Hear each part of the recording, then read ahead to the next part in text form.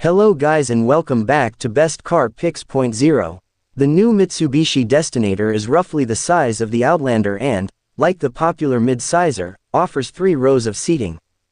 It's perhaps no surprise, then, that the Indonesian-built SUV isn't planned for an Australian launch. Instead, it's the third of a trio of global strategic models from Mitsubishi in Indonesia, following the Xpander People Mover and the X-Force small SUV, with the Japanese brand calling its operations in the Southeast Asian market a cornerstone of its business. It'll be offered not only in ASEAN markets like Indonesia, Vietnam and the Philippines, but also in South Asia, Latin America, the Middle East, and Africa. Indonesian sales start this month. That leaves the Outlander, which isn't sold in Indonesia, for markets like Australia, North America and Europe. While close to the Outlander in terms of length and width, the Destinator, previewed by last year's DST concept, which it closely resembles, rides a 109mm longer wheelbase.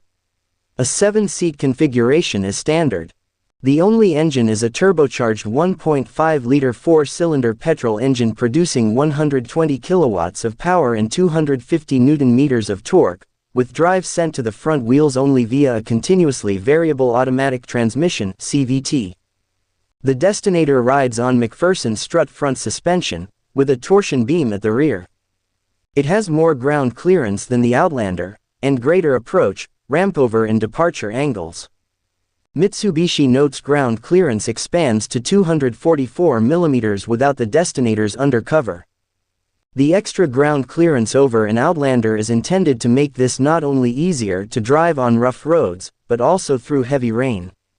Mitsubishi says it has tuned the Destinator's suspension for comfort on ASEAN roads, using a Japanese course engineered to simulate these surfaces and then evaluating and fine-tuning it in Indonesia. The Destinator is front-wheel drive, but Mitsubishi says it has leveraged its all-wheel control technology. For example, there's active yaw control, which adjusts the driving force of the left and right front wheels for greater cornering ability. There are 5 selectable drive modes: wet, tarmac, normal, gravel and mud. There's a clear resemblance to the X-Force, particularly the Y-shaped lighting elements front and rear, but the Destinator differs with its boxier profile and creased fenders. There are 18-inch wheels, as well as skid plates front and rear. Inside, there's a 12.3-inch touchscreen infotainment system and an 8.0-inch digital instrument cluster screen. Available luxury features include a panoramic sunroof, 8-speaker dynamic sound Yamaha premium sound system, and 64-color ambient lighting on the dashboard and front and rear door trims, which can also be set to cycle through colors or gently pulse.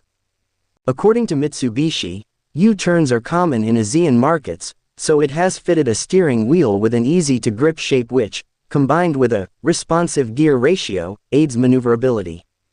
Other convenience features include seatback tables on the front seats.